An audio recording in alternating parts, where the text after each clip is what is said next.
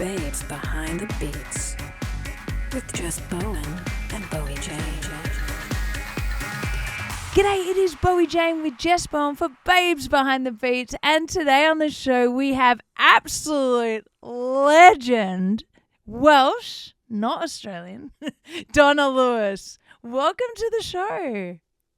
Thank you for having me. Lovely to be here. Yeah, so excited to have you on. You've got such an amazing history and had some huge hits. Where I would love to know about your journey. I know you were signed. Were you first signed in 95 or something? Yeah, 94 to Atlantic, yes. Yeah. So what were you doing before then? Because like a lot of our listeners love to know how people got signed and all that kind of stuff. Obviously the industry's changed a bit over the years, but it's always interesting to hear people's hustle.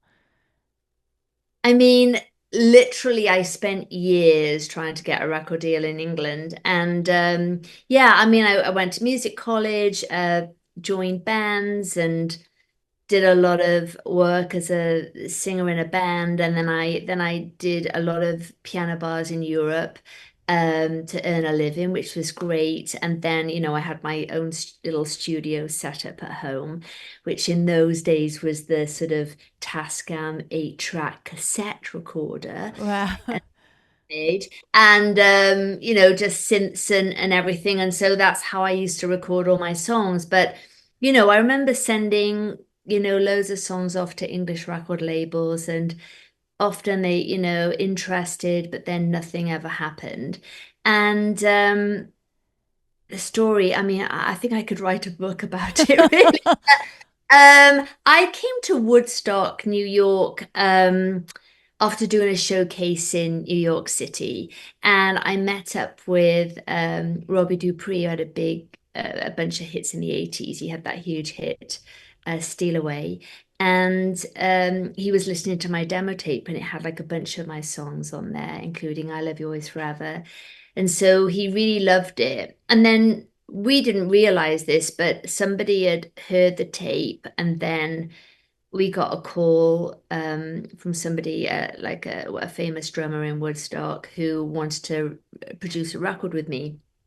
And so we were interested in doing that. But meanwhile, it got into the hands of one of the A&R girls at Atlantic, who I'm still great, great friends with, Jen Stark. And so in those days, I mean, people would send so many cassettes into Atlantic, and she had a friend who would go through all the cassettes, make of the best. And so months and months later, she was on a train, and I Love You Always Forever, my demo, came on, and she just kept rewinding it and went back to the office and played it to Jason Flom at Atlantic. And he said, oh yeah, let's get her over here. So after like 10 years of trying to get a deal in England, I had a phone call to say, we're going to fly you to meet Doug Morris, and we'd like you to play for him. And I think after being in the industry for so long, I was thinking, okay, we'll do it. But I wasn't that optimistic, because I thought, oh, probably just another rejection. So I sang a bunch of songs for him, and then he said, congratulations, we'd like to offer you a record deal. And who do you fancy producing? Trevor Hornstein. And it was like, all my heroes. And so it's a bit like a fairy tale at that moment. Well, at that moment, it's a fairy tale with the 10 years leading up of rejection, hustling, doing European piano bars, and crazy. Yes. And then, you realize that's just the start of everything, because then Steve Lipson was recording Annie Lennox's album, so he wasn't free, and Trevor was doing something, and so we ended up recording the record with Pierre Marchand in Canada. And after a while, it's interesting with Atlantic, because what was really great, being a female singer-songwriter and recording all my demos, they actually said, we really want this record. We really want you to embellish what you have. We don't want them stripped back and changed. We love what you've done. And I think with Pierre, he wanted to do that. I love you always forever. Like we just wanted to strip it away. And so let's just say that that's another story in itself. But we decided after months of being with him, it wasn't really working out. So we started again in New York, and I co-produced with Kevin Killen. And and then so that was 94, and so it didn't get released till 96. Right. I mean, and it was a huge, huge hit. Like, what, didn't it spend 9 weeks at number 2, was it, in the American charts? Yeah, That behind them. that Of is course. crazy. Like, it's, I mean, and all around the world. Like, obviously, I'm from Australia. Everyone knows that song. It's just huge. So the original demo, is that on guitar or piano or something, or? So it was, to be honest, if you heard the original demo, it's very identical. Wow. And the interesting story behind it, and I think this is normal for producers, they want to like find something different to give the demo like a leg up in a way. So working with Kevin, I remember my whole demo was very similar to what you hear now, but I recorded everything on my Korg M1 keyboard, and everything, the brass organ, like everything, the sequence, everything. And then when we came to record it, he said, "Why don't we get Chris Botti in to do all the brass section?" Okay, that sounds great. And we did a bunch of different things with it. But then when I went to meet with Jason Flom after it was finished, he said, "What do you think?" And I said, like, I do feel it's lost the magic. Because I did have, a couple of people saying, "Oh God, you're being so obsessive, Donna," but it had lost the magic. And so he said, "Do you know what to do?" And I said, "I do." So we went back in the studio. We got rid of, it sounds crazy, we got rid of all the real brass. We brought in all the Korg M1 corny brass organ, everything. And so it's very similar. I keep meaning to sort of like release the cassette version at one point, Yeah. because I think it would give, I mean, I redid my it's a better lead vocal, but pretty much everything is as my demo. Wow. And so I'm glad I stuck to my guns. It was hard, because you can so easily say, "Okay, yeah, you're right," but it definitely lost magic. And so we brought the magic back, and thank God, it did what it's done, And then when that becomes such a huge hit, was it instantly a hit, or was it a slow burner?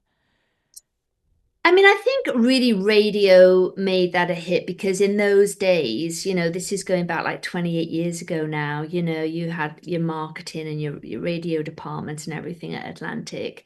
And so when they sent it out to radio, I think Tampa in Florida was the first radio station to have like something happen there. And then it just blew up, really. I think it was very much this radio song. And I remember we were here in New York, and I think we had like a map on the wall, and we just kept putting pins in where all the different stations were adding it. And so it was exciting to see. And I think it was just very much like a big radio song. Wow, so it hit in America first? Yes. Interesting. Yeah. Yeah. And I think at the time, what was interesting was Atlantic wanted me to do a support tour with Everything But the Girl, who I loved, and to really get more of a fan base in America. And my management at the time said, we just think Donna should just do a load of promo all around the world and make this a hit all over.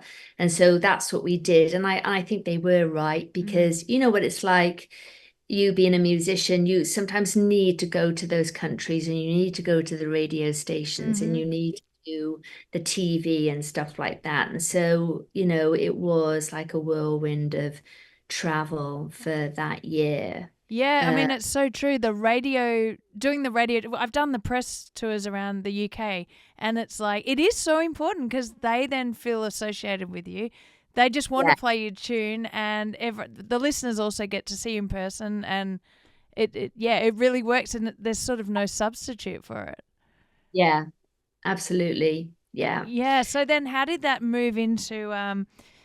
I mean, what was there a lot of pressure after that to release the next song, or you already had a bulk of songs?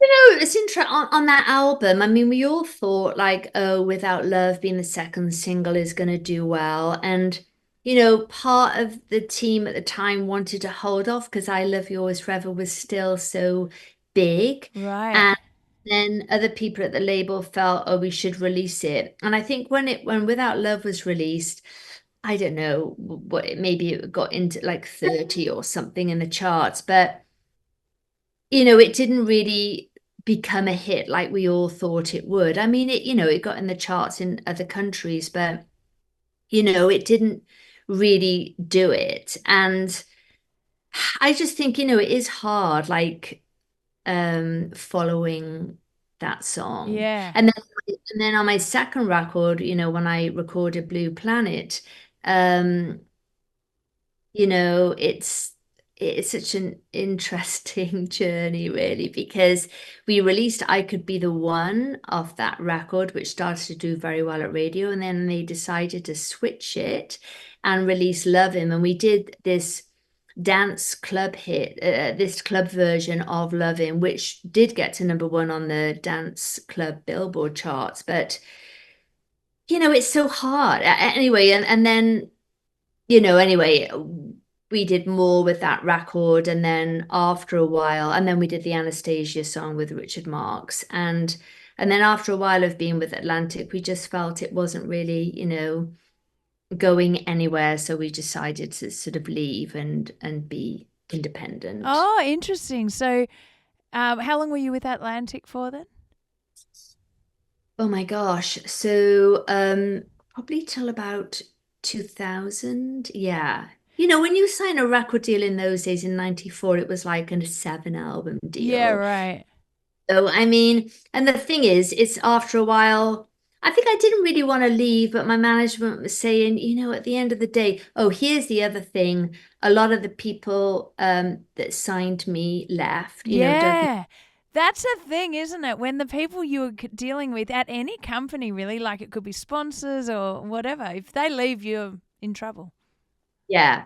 It's almost like you don't have your support network there anymore. And there were so many changes. So we noticed a difference. It was just a lot harder. And in the end, I remember Steve Fagnoli saying, let's just get out and we'll do our own thing. So that's what we did. Wow. And so what was the independent process for you like? Because obviously being independent now is probably a lot easier than it was then, but you obviously had a good understanding of the process of releasing. You had management and Yeah, I did have management and we did like a bunch of different things, but it's not, I have to say, I kind of wish it was like the old days because it was really nice having people that was their job, the art department, the marketing, the press. And it was amazing. And even though some people might think now, yes, it's great doing this all on your own, but it's really hard. Oh, I know. I mean, it's really hard. And I still feel I'm still not doing a good job on my own. I need to find the right people to work with because I do find the older I've got, I feel I just want to do the stuff that I know I'm really good at. You know, I like Instagram and stuff, but it's just, as it's a lot of learning. Yeah. And I feel I want to enjoy life at the same time. So I'd rather employ somebody that knows this shit, not me struggling to do Oh, it. yeah. And I mean, social media for anyone, unless you're spending a lot of time on it and living and breathing it, to find the next trend, all that stuff, you're better off doing what you're doing and having someone who's running socials. Yeah. And I think to be honest, nowadays, I think after my breast cancer thing, I really did like change my way of thinking because after going through that for a whole year, I think you come out of it feeling, you know what, I gotta like get my priorities right here, as you know, being a musician and you love your work, it takes up a lot of time, wonderful time, because we love doing it. However, there's a lot of the stuff linked with it that I just feel I have to, like, I can't be on social media all the time. I have to live my life. I want to walk, I want to eat great, I want to do the things that I want to do. Yeah. So it's changed my way of thinking a lot. Yeah, so now with your breast cancer, you it was around the time of the 25th anniversary were you about to go on tour, is that right? Or Yes. So around the 25th anniversary, we had like a tour, but we had dates in Australia and ah, like, small theaters, and we were going to do this special tour, but then COVID happened. oh, So that was in 2020, wasn't it? So we had to sort of put that to one side. And then 2021, out of the blue, I was diagnosed with breast cancer. And after seeing my oncologist, she said, you really, this is going to be a year out of your life. You are not going to be able to go on tour or do anything like that. So, it's a year and that's what you've got to do. And it really was because, with the chemo and the surgery and the radiation and the injections and stuff, it was a year long. And so that's what happened. So we keep thinking, okay, 28 years, maybe we'll do a 30th year. Hang on now. Maybe get another record out after this one and do a 30-year, I like mean, little. the timing is never good, but the timing falling, that was still COVID. So having the year, I know there was a big bounce back with touring, but it was also an absolute shit show touring because people couldn't get buses and they couldn't get venues because everyone was touring at once. So Yeah, maybe, yes. the 30th is the time or the Yeah, 28th. yeah, yeah, we'll see. But we'll do something. I mean, I'm gonna do, and I've done like different little small live things, doing a few songs here and there, but I'm gonna do a show at the end of September with my longtime bass player friend Tony Franklin. And we're gonna do a show in Savannah. So we're hoping, that'll lead to sort of more things that we can do because I kind of like doing some of these things like a stripped down Yeah. version of songs, which is always nice to do. Yeah, so your stripped down show is that you on the keys and vocals, and that's it? Maybe a guitarist or something? Or And then Tony is an incredible bass player. We've done so much work years and years ago together.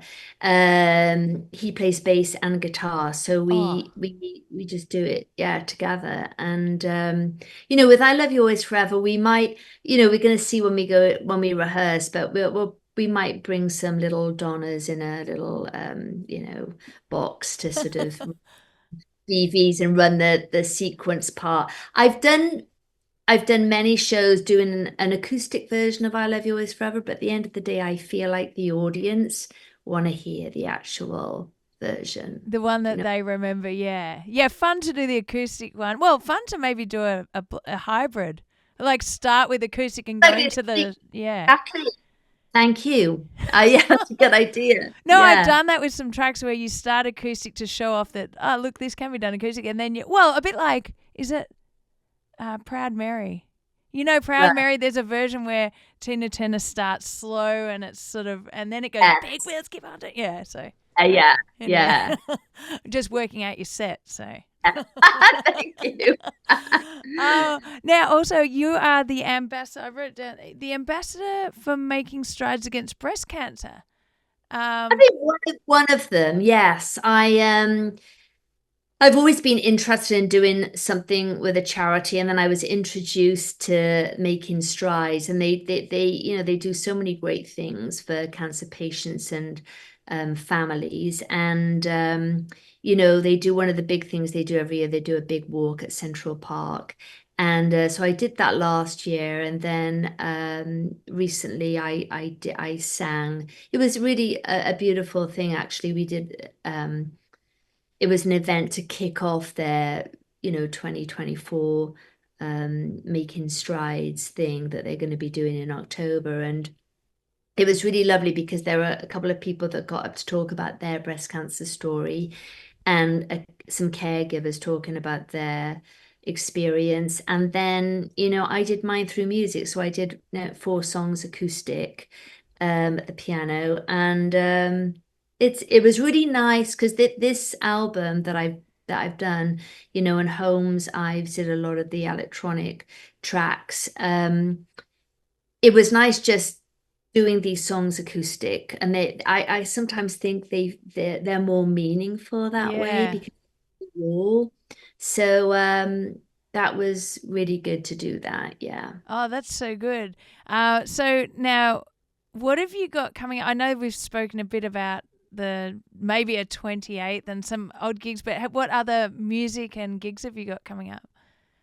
Well, I'm doing this thing in Savannah, and then a bunch of charity events, and then we've also been making a film. Oh my gosh, that's taken so long. But we decided to make this short 15-minute film, and I'm working with a great director, Maya Barron. She's a breast cancer survivor too. And we decided, first of all, we met through my friend Jen Stark, who was my A&R girl. And we met and we both loved each other's work, and we got talking. Oh my God, you're a breast cancer survivor too.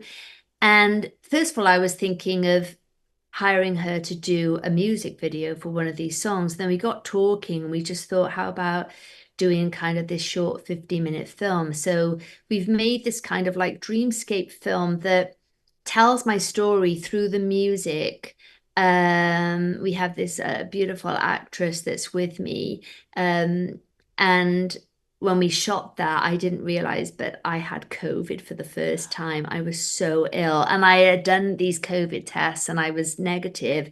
But that day I was so sick. So Oh, see me in this film, like it really like it's perfect. But anyway, so we're right at the end of that, and then we're sending it off to film festivals. So I really hope some festivals like pick it up because it's very meaningful to us, and um, I think it helps people going through their journey. So that's a yeah. big thing for us. So hopefully we're almost at the end of saying that we're actually finished Yeah, it's with a it. lot of work, the film stuff, isn't it?